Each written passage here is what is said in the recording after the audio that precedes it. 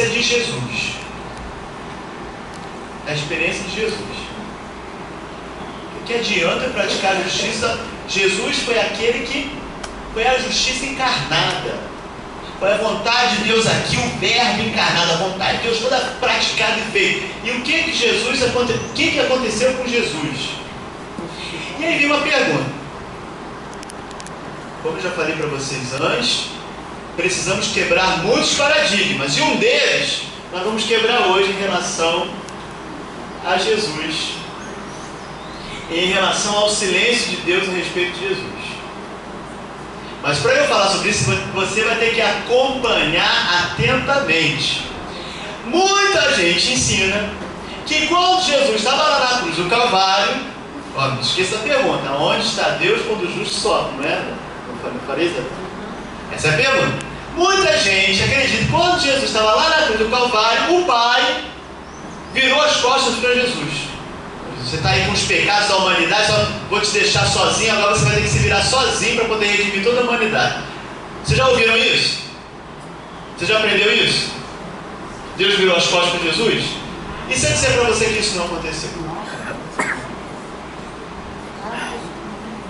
Eu sempre achei um absurdo. Na hora que Jesus precisa, na hora que está ali, o Pai vira as costas, porque agora você vai ter que se virar sozinho, porque a gente pecado não posso olhar o pecado. Mas não é isso que as Escrituras ensinam, não. E aí isso vai ajudar a gente a responder quando nós passamos pela aflição, pelo sofrimento. Aonde está Deus que deixa a gente passar? Na experiência de Jesus está lá. Vou mostrar para vocês, quer ver? Vou mostrar para vocês. Aonde está Deus quando o justo sofre? Primeiro lugar, eu quero que você abra a sua Bíblia lá em Mateus capítulo 27. Mateus capítulo 27. Capítulo 27. Verso 39 em diante. Aliás, perdão, meus amados, no verso 33 em diante. Mateus 27, 33. Quem pode ler para mim, por favor? Chegando ao lugar chamado Gólgota, que significa lugar da caveira, deram-lhe a beber vinho misturado com fel. Mas ele, provando, não quis beber. Até onde? Então pode seguir adiante. Eu vou dizer para você quando parar. Pode ler. Tendo crucificado, repartiram as suas vestes, lançando sortes para que se cumprisse o que foi dito pelo profeta. Repartiram entre si as minhas vestes, e sobre a minha túnica lançaram sortes. E assentados o guardavam ali. E por cima da sua cabeça puseram escrita a sua acusação: Este é Jesus, o Rei dos Judeus. E foram crucificados com ele 2 salteadores, uma à direita e outra à esquerda. E os que passavam blasfemavam dele, meneando a cabeça, e dizendo: Tu que destróis o templo e em 3 dias o reedificas, salva-te a ti mesmo, se és o Filho de Deus, desce da cruz. E da mesma maneira também os príncipes dos sacerdotes, como os escribas e anciãos e fariseus, escarneceram, dizendo: Salvou os outros, e a si mesmo não pode salvar-se. Se é o Rei de Israel, desça agora da cruz, e creremos nele. Confiou em Deus, livra-o agora, se o ama. Confiou em Deus, livra-o agora. Continua. Porque disse: Sou filho de Deus. E o mesmo lhe lançaram também em rosto os salteadores que com ele estavam crucificados. E desde a hora 6ª houve trevas sobre toda a terra até a hora 9ª. E perto da hora 9ª exclamou Jesus em alta voz, dizendo: Eli, Eli, lama sabactani, isto é, Deus meu, por que me desamparaste? Até aí. Aí, com base nesse versículo aqui, Deus meu, por que me desamparaste? Com base nesse versículo, algumas pessoas falam assim: Jesus então estava desamparado por Deus. Mas deixa eu explicar uma coisa para você, eu acho que é uma coisa que você precisa saber. Na antiguidade, quando se citava um determinado texto, quando um autor está escrevendo e ele queria citar um outro texto, ele não colocava o texto inteiro, ele colocava as primeiras palavras no texto ali, colocava, para saber que aquilo ali está chamando um outro texto que tem que ser lido inteiro. Em outras palavras, o evangelista aqui, no caso aqui Mateus, ele está dizendo que Jesus recitou o Salmo 22 inteiro. E ele botou as primeiras palavras como referência para saber que aquele salmo foi lido. Estou entendendo? E o que é o Salmo 22? Nós vamos lá ler o Salmo 22. Que salmo é esse que Jesus está recitando? Inteiro. É uma forma, era um recurso literário na época de fazer referência. Hoje a gente faz referência com livro, capítulo e versículo. Antigamente se colocava os primeiros trechos. Vamos ver que salmo é esse? Salmo 22, né? Salmo 22. Salmo 22. O que está escrito aí no Salmo 22? Deus meu, por que me desamparaste? Descuidado de me salvar, apesar das palavras do meu rugir. Meu Deus, eu grito de dia e não me respondes, de noite e nunca tenho descanso. E tu és o santo, habitando entre os louvores de Israel. Nossos pais confiavam em ti, e tu os salvavas. Eles gritavam a ti e escapavam, confiavam em ti e nunca se envergonharam. Verso 7. Quanto a mim, sou verme, não homem, riso dos homens e desprezo do povo. Todos os que me veem caçoam de mim, abrem a boca e meneiam a cabeça. Que ele recorra ao Senhor, que o liberte, que o salve, se é que o ama. A mesma citação feita lá no livro de Mateus. Não confiou no Senhor? Livra-o agora, se o ama. Pois és tu quem me tirou do ventre de minha mãe, quem me confiou ao seu peito. Eu fui lançado a ti ao sair das entranhas. Tu és o meu Deus desde o ventre materno. Não fiques longe de mim, pois a angústia está perto e não há quem me socorra. Cercam-me touros numerosos, touros fortes de Bazã me rodeiam. Escancaram sua boca contra mim, como leão que dilacera e ruge. Eu me derramo como água. Verso 15. Eu me derramo como água, e meus ossos todos se desconjuntam. Meu coração está como a cera, derretendo dentro de mim. Verso 16. Seco está meu paladar, como caco, e minha língua colada ao maxilar. Tu me colocas na poeira da morte. Verso 17. Cercam-me cães numerosos, um bando de malfeitores me envolve, como para retalhar a minha mão e meus pés. Posso contar meus ossos todos. As pessoas me olham e me veem, repartem entre si as minhas vestes, e sobre a minha túnica tiram a sorte. Tu, porém, Adonai, não fiques longe, força minha, vem, socorre-me depressa. Salva minha vida da espada, minha pessoa da pata do cão. Salva-me da goela do leão, dos chifres do búfalo, minha pobre vida. Anunciarei o teu nome aos meus irmãos, louvar-te-ei no meio da assembleia. Vós que temeis ao Senhor, vós que temeis a Adonai, louvai-o. Glorificai-o, descendência toda de Jacó. Temei-o, descendência toda de Israel. Sim, pois ele não desprezou, não desdenhou a pobreza do pobre, nem ocultou a sua face, mas ouvindo quando a ele gritou.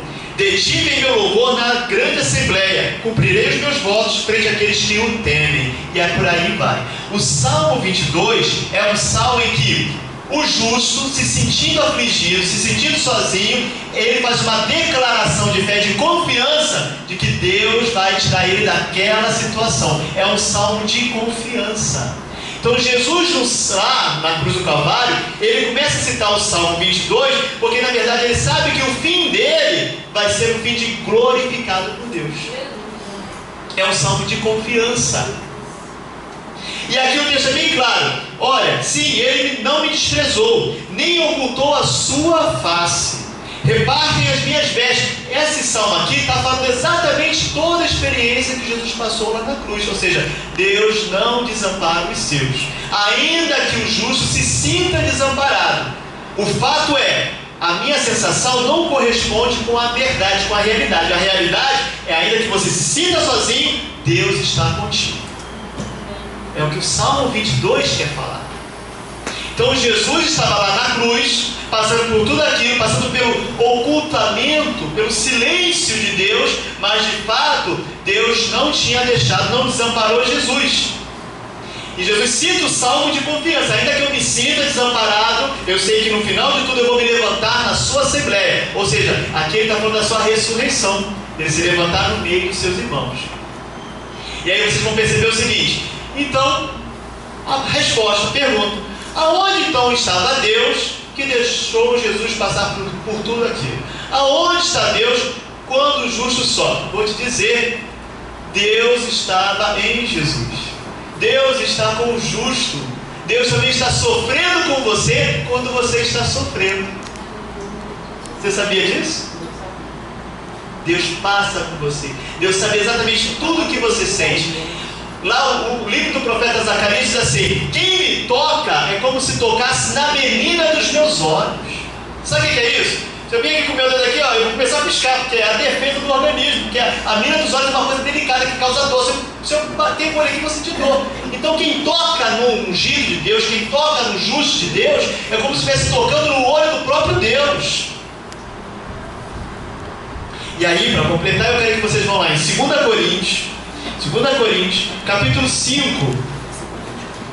2 Coríntios, capítulo 5. Olha que interessante esse texto. 2 Coríntios, capítulo 5. Bacana. Verso 15 em diante. Quem pode ler para mim, por favor?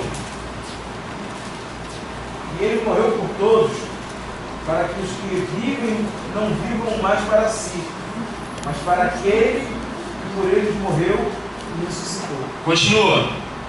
Assim que daqui por diante a ninguém conhecemos segundo a carne, e ainda que também tenhamos conhecido Cristo segundo a carne. Contudo, agora já não conhecemos deste modo. Continua.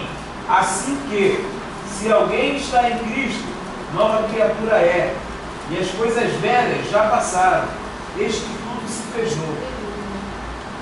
Continua. E tudo isto, porém, provém de Deus, que nos reconciliou consigo mesmo por Jesus Cristo, e nos deu o ministério da reconciliação. Agora vem o verso 19. Isto é, Deus estava em Cristo, reconciliando consigo o mundo, não lhes imputando os seus pecados, e pôs em nós a palavra da reconciliação. Então a minha resposta aí, meu amado: aonde estava Deus quando Jesus morreu lá por nós? Deus estava em Cristo. Deus estava de olho virado, estava de cara virada, Deus estava se escondendo de Jesus? Não, o texto é bem claro. Deus estava em Cristo. Jesus não estava desamparado, Jesus não estava sozinho. Pode até se sentir assim como um justo lá no Salmo.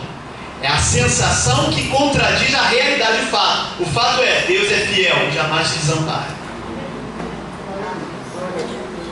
Nem sempre nós vemos de imediato os frutos do que a gente escolhe, daquilo que a gente está semeando, daquilo que a gente está fazendo. Muitas vezes você vai ter retaliações. Muitas vezes, poxa, mas eu fiz isso aqui de bom, não adiantou nada, tal. Não adiantou visivelmente, aparentemente. Mas saiba de uma coisa, meus amados, que Deus é aquele que trabalha no oculto e no profundo. Ele faz a palavra dele frutificar. O que você faz, o que você semeia, não é em vão, não retornará vazio. Por isso que está escrito lá, 1 Coríntios 15, 58. Portanto, meus amados irmãos, sejam firmes e constantes, sempre abundantes na obra do Senhor, sabendo que o vosso trabalho não é vão no Senhor. Pode até parecer, às vezes o fruto não é imediato, mas vai frutificar. E outra coisa, falando aqui de Jesus, né? Falando do Pai. O Pai estava lá, Deus estava com Jesus. O Espírito Santo também estava com Jesus. Quero que vocês abram lá para vocês verem que o Espírito Santo também estava com Jesus. Jesus estava sozinho, mentira, para de ficar ensinando essa heresia. Vamos ensinar a verdade, vamos ensinar a Bíblia. O Pai estava com Jesus e o Espírito Santo também. Hebreus 9,14. Abra aí. Hebreus 9,14. Aonde estava o Espírito? Hebreus 9,14. Leia aí para mim, por favor.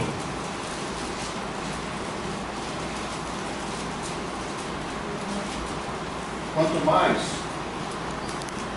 o sangue de Cristo, que pelo Espírito eterno se ofereceu a si mesmo imaculado a Deus, purificará a vossa consciência das obras mortas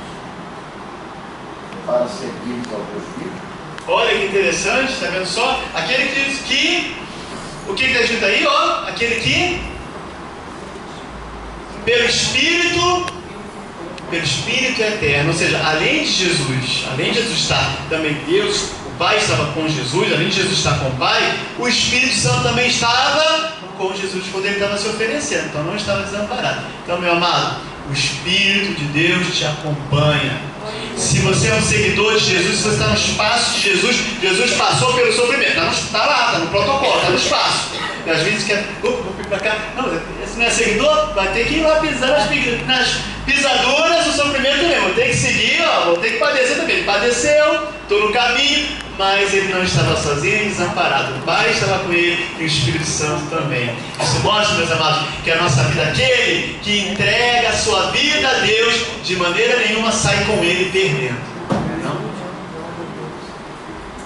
Ainda que aparentemente você não vai colher os frutos de imediato, mas você sabe que aquilo ali vai frutificar, que não volta vazio. Agora, para nós tivemos só uns pontinhos aqui. Essa sabedoria do Antigo Testamento, o Novo Testamento valorizou. O livro de Mateus valorizou. Ele vai dizer assim, lá em Mateus 5:20, ó, se a vossa justiça não exceder dos fariseus. Em Mateus 11:19 vai falar assim, de onde vem a sabedoria deste? De onde vem a sabedoria? Se conhece a justiça pelos seus frutos. E lá em Mateus capítulo 25, verso 31 em diante, vai dizer assim, olha, que ele vai, quando ele vir na sua glória, ele vai se sentar no trono da sua glória e vai reunir as nações diante dele. E vai apartar uns dos outros como o pastor aparta os bodes e as ovelhas. Para os bodes ele vai falar assim, para o fogo eterno, malditos, para o fogo eterno, preparado para o diabo e seus anjos. Por quê? Porque eu tive fome e não me deste de comer, tive sede e não me deste de beber, tive nu e não me vesti, tive preso e não me... Mas quando eu quero isso contigo, nós não fizemos. Quando você deixou de fazer com um desses pequeninos, deixou de fazer comigo. Meus amados, naquele grande dia vai ser, porque eu frequentei a escola dominical, porque eu orei muito, porque eu jejuei e tal. Não, naquele grande dia o que você botou em prática daquilo que você aprendeu? Qual foi a justiça que você pôs em ação? E ele dá razão, por quê? Tive fome, não me deste de comer, tive sede, não me deste de beber. Mas em contrapartida ele vai dizer o que estão só direito, vinde benditos de meu Pai, possuí por herança o reino que vos está preparado desde a fundação do mundo. Ele dá razão, por quê? Leia lá em Mateus 25 em diante, verso 31. Por quê? Eu tive fome e me deste de comer, tive sede e me deste de beber. Ou seja, a sabedoria, meus irmãos, não é só para a gente ficar aqui na abstração, a sabedoria tem que ser prática, colocar em ação. Para nós fecharmos esse estudo sobre a sabedoria, a gente não pode deixar de falar de Tiago, né? Abram lá Tiago, para nós fecharmos esse estudo. Tiago, no capítulo 3 de Tiago, olha que interessante, verso 13 em diante. Tiago capítulo 3, verso 13 em diante. Acharam? Tiago 3,13. Quem dentre vós é sábio e entendido? Mostre pelo bom fruto, pelo bom comportamento, suas obras, repassadas de docilidade e sabedoria. Mas se tendes amarga inveja, preocupações egoísticas no vosso coração, não vos orgulheis nem mintais contra a verdade, porque esta sabedoria não vem do alto, antes é terrena, animal e diabólica, demoníaca. Verso 16. Com efeito, onde há inveja e preocupação egoística, aí estão as desordens de toda sorte de más ações. Verso 17. Por outra parte, a sabedoria que vem do alto é antes de tudo pura, depois pacífica, indulgente, conciliadora, cheia de misericórdia e de bons frutos, isenta de parcialidade e de hipocrisia. Um fruto de justiça é semeado pacificamente para aqueles que promovem a Shalom. Shalom. Então olha só, meus amados, a sabedoria, aquilo que a gente aprende, a sabedoria, a escola bíblica, a escola seja dominical, seja escola no lar, seja curso de doutrina, o ensino bíblico é uma escola. Tudo isso, essa escola bíblica tem que nos levar para uma sabedoria madura, equilibrada, que faça surgir em nós frutos de justiça, para vivermos uma comunidade que concretiza o desejo, o projeto e a vontade de Deus. Rogo-vos, pois, irmãos, pela compaixão de Deus, que apresenteis a vossa pessoa inteira como sacrifício vivo, santo e agradável a Deus, que é o vosso culto. O verdadeiro culto racional para Deus não é cantarolice. O verdadeiro culto racional para Deus é quando nós oferecemos a nossa vida em sacrifício. Sacrifício significa tornar, fazer sagrado. Em sacrum faceres. Sagrado e fazer o sagrado, fazer aquilo que Deus quer, que é sagrado. Isso é sacrifício. E não vos conformeis com este mundo, mas transformai-vos pela renovação do vosso entendimento. É para isso que tem ensino, para isso que tem escola dominical, para isso que tem Bíblia. Para que experimenteis qual seja a boa, agradável e perfeita vontade de Deus. E que Deus vos abençoe, meus irmãos. Amém.